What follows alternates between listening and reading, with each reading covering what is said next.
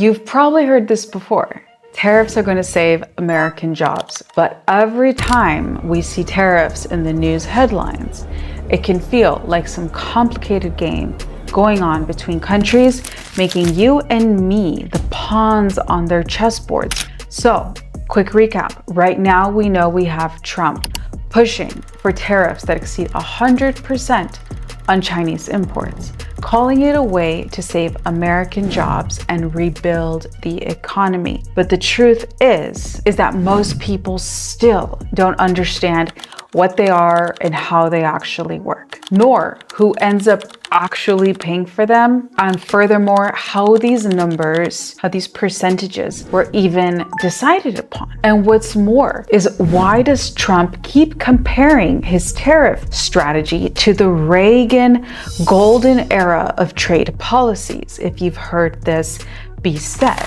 So in today's video, we're gonna break this all down chunk by chunk, step by step, backed by real hard data and expert insights. I hope this episode will be your clear guide to understanding tariffs and what they really mean for your wallet and the economy. Here's the situation. Let's jump into it.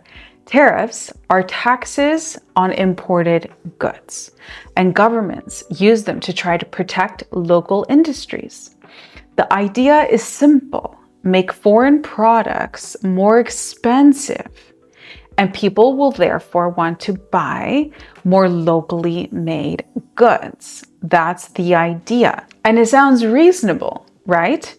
But the big question is, does it actually work that way? Does it pan out that way?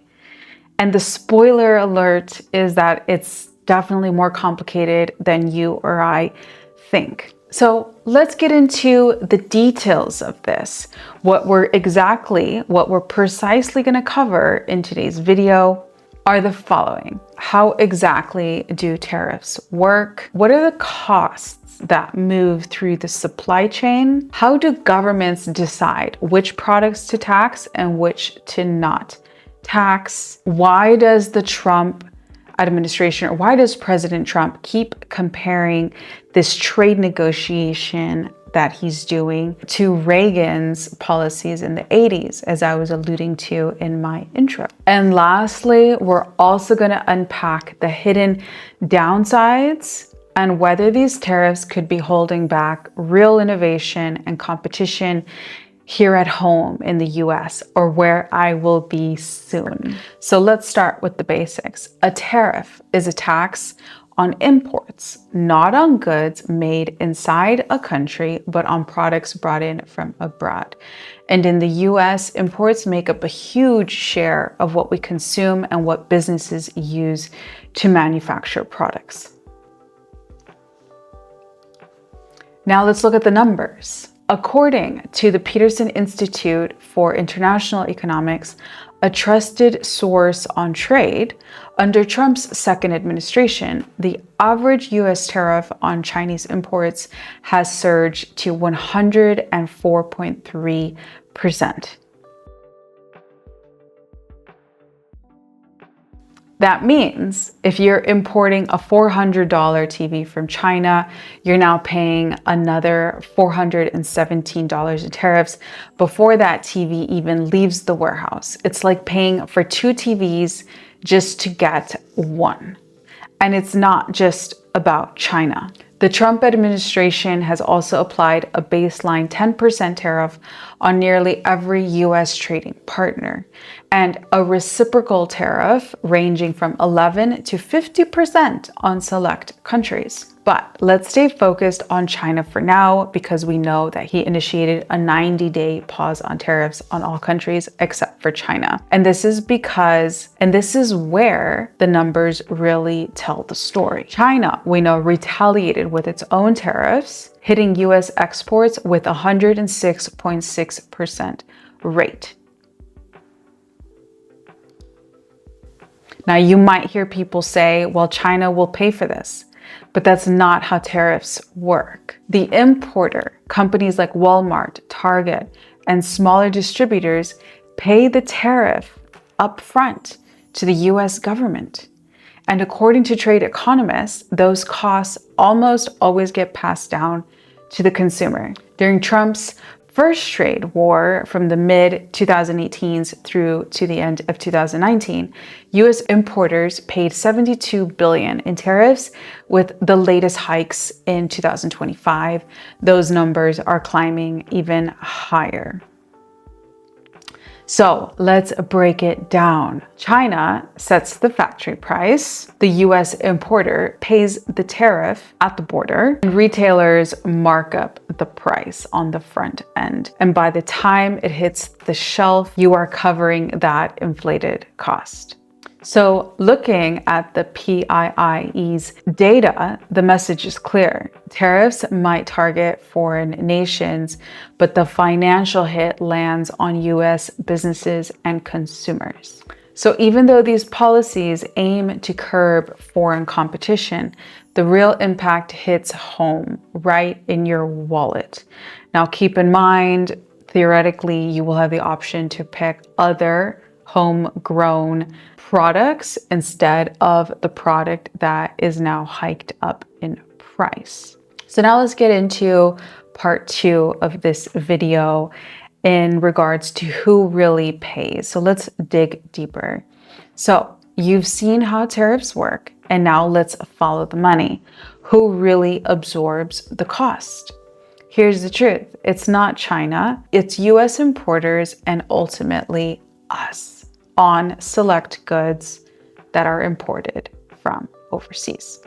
When Trump raised tariffs on Chinese goods to 125%, it was US companies footing that bill at the border. If you're importing a container of TVs, for instance, at $400 a unit, you're now paying an extra $500 per unit in tariffs alone. And that cost doesn't just vanish. As shown by research from the Peterson Institute, importers pass those costs downstream to retailers and then to consumers. Here's how the chain reaction flows. Chinese factories set the price, US importer pays a hefty tariff, retailers apply their markup, and consumers pay a much higher final price. And this is happening at scale, hence the reason it has been freaking out the markets. But thankfully, Trump paused the tariffs temporarily. So this is why we also see the markets rallying right now. Moving on, based on an analysis from Import Genius, the US is now collecting an estimated $1.247 billion per day just from tariffs on Chinese imports. Added up, over half of the total $2 billion in a day in daily tariff revenue is China related. Now, due to a rule called the on the water clause, some of these new tariffs won't apply to goods already in transit. But once those shipments land, and once new orders are placed under the new rates, businesses will have no choice but to pass those costs along, unfortunately. Recent CEO surveys show that price hikes are expected to range between 5 and 20%, depending on the product category. And it's not just TVs or electronics. Tariffs also hit raw materials like steel, aluminum, auto parts, which means even goods labeled Made in America are feeling the squeeze. Hence, all the news you hear about new factories opening up to produce these goods to reduce the tariffs and the ultimate cost to the end consumer like you and me. While the headlines say it's about punishing China, the data shows this is an invisible tax on American families and businesses on select items, of course. And the impact is already happening. So let's move on to part 3 of today's video on tariffs. And this part has to do with how tariffs are calculated. So let's pull back the curtain on something most people aren't explaining, and that is, how were these tariffs calculated to begin with? Trump often calls them reciprocal tariffs, implying a fair and balanced formula. But the data tells a different story. According to the New York Times, the formula is surprisingly basic. It's trade deficit divided by imports equals the tariff rate. So the bigger the trade deficit, the higher the tariff with the corresponding country. But here's the catch. This formula only counts goods, not services like tech, banking, or media, which make up a huge chunk of US exports. For example, under Trump's formula, the EU gets hit harder because the service imports from the US aren't included. If they were, the tariff would be cut in half. And it gets even more arbitrary, actually. The Trump administration took the formula's results and divided it by 2, saying it was to be kind. And no matter what, there's a minimum 10% tariff floor, even on countries where the US runs a trade surplus like Australia. Trump himself confirmed how unscientific the system is when he said, "You almost can't take a pencil to paper. It's really more of an instinct than anything else." This instinct-driven system also includes carve-outs. So far, about $644 billion in imports have been carved out, including $185 billion from Canada and Mexico, plus sectors like pharmaceuticals and semiconductors. The Trump has hinted those could be next. Experts at Brookings point out that this so-called reciprocal system is less about economics and more about politics or negotiation. As he has put, it's about the deal-making art, since we know he wrote a whole book on this. So, in summary, it's based on trade deficits, but ignores or excludes services. It's arbitrarily halved for messaging, minimum tariff floor even for surplus partners, and final decisions on Trump's instinct and his cabinet's instinct. It's not a precise economic play, it's political maneuvering evolving in real time. Part 4 has to do between Trump and why he keeps referencing the Reagan administration. So you've heard him say, that this was such a great strategy employed during the Reagan administration and that it's a smart political move. Reagan is remembered as a defender of the US industry, actually. But here's what's missing from the sound bites. Reagan actually warned against the kind of broad tariffs Trump is now using. In a speech that's gone viral since 2025, Reagan said that high tariffs inevitably lead to retaliation by foreign countries and the triggering of fierce trade wars. You see, at first, when someone says, let's impose tariffs on foreign imports, it looks like they're doing the patriotic thing by protecting American products and jobs. And sometimes for a short while it works, but only for a short time. What eventually occurs is, first, homegrown industries start relying on government protection in the form of high tariffs. They stop competing and stop making the innovative management and technological changes they need to succeed in world markets. And then, while all this is going on, something even worse occurs. High tariffs inevitably lead to retaliation by foreign countries and the triggering of fierce trade wars. Reagan's fear that tariffs would lead to complacency, retaliation, and job losses, but not job growth. Now, fast forward to today, Trump's approach is very different. Where Reagan used targeted, time-bound tariffs, Trump's strategy is sweeping, personal, and flexible, guided more by instinct than fixed policy. As we can see, he already lifted them for 90 days because everyone believes it was in response to the stock market, in response to his people suffering, and to teach China a lesson. I hate to say it, but China retaliated fiercely. So he pressed the gas on them and alleviated the pressure from everyone else.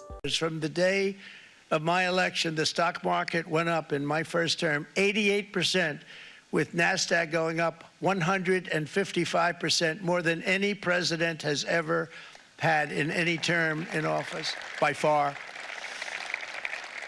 And I think we're going to blow that away. And maybe the numbers won't show, but I think they're going to show much better than even those numbers. So even the structures of his carved out reflects this shift. Sectors like pharma and semiconductors have been spared for now, but Trump has already hinted they could be next. Markets have already responded.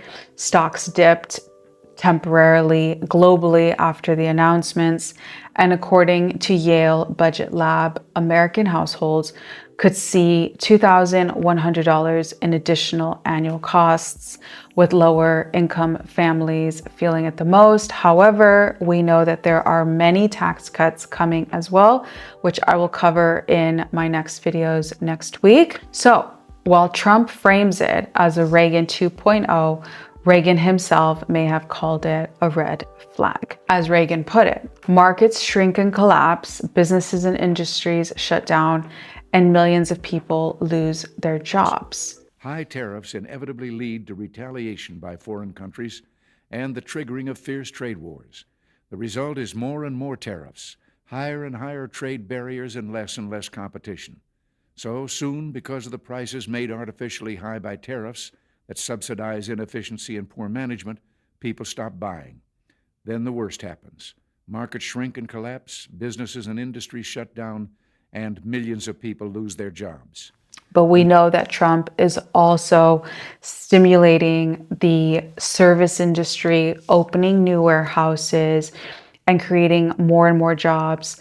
So his strategy is not to be compared one-to-one to Reagan's policy and his administration, since he's already displayed that he's a very reasonable, flexible, and considerate president. So it's a powerful quote, and whether Trump proves that warning wrong is still unfolding. Here's the thing. While critics are sounding alarms, this chaos might actually be part of Trump's plan. He's never pretended this would be easy. His strategy has always been to shake the system, force renegotiation, and tilt global trade back towards US interests. And it's already moving, as we've seen. According to CNBC, more than 70 countries have approached the US to renegotiate exemptions. That's leverage in action, people, that we're seeing in real time. Trump's flexibility, carving out $644 billion in imports, sparing certain sectors, isn't randomness, it's strategic. As Trump said, you have to have flexibility. Sometimes you go under the wall, around the wall, or over the wall. He's betting on long-term gains here. Liz? Sir, would you consider exempting some U.S. companies, maybe some larger companies who have been hit hard in the markets last few days during this 90 days? As time goes by, we're going to take a look at it. There are some that have been hard. There are some that, by the nature of the company, get hit a little bit harder, and we'll take a look at that, yeah. How do you determine the next 90 days? Just instinctively, more than anything else. I mean, you almost can't take a pencil to paper. It's really more of an instinct, I think, than anything else. What's your credibility like? Because you said that these tariffs would go into effect on Monday. You said no pause. Today there is a pause. So how can people believe your word today? It's not a question of that. You have to have flexibility. I could say, here's a wall, and I'm going to go through that wall. I'm going to go through it no matter what. And keep going, and you can't go through the wall. Sometimes you have to be able to go under the wall, around the wall, or over the wall. These guys know that better than anybody, right? You got to go around them sometimes. You're not going to go through them.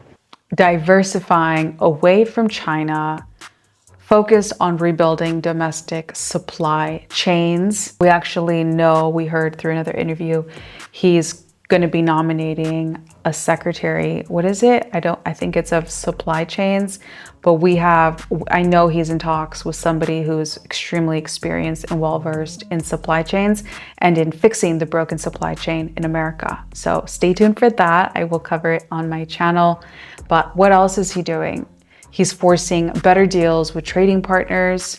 And yes, it's a risky bet, but if it works, it reshapes global trade with the US at the center of it. So while the headlines scream chaos, the plan might just be to create leverage through disruption. And the story Well, it's far from over. As the markets shift and negotiations continue, we'll keep watching. So if you want to stay ahead of the game, subscribe, drop a like, let me know what you're thinking, and turn on the bell so you don't miss our next deep dive. Have a wonderful weekend, guys. I'll be back here Monday. You've been amazing. Thanks for sticking around. I love you guys very much. And until next time, stay sharp and stay informed. Ciao.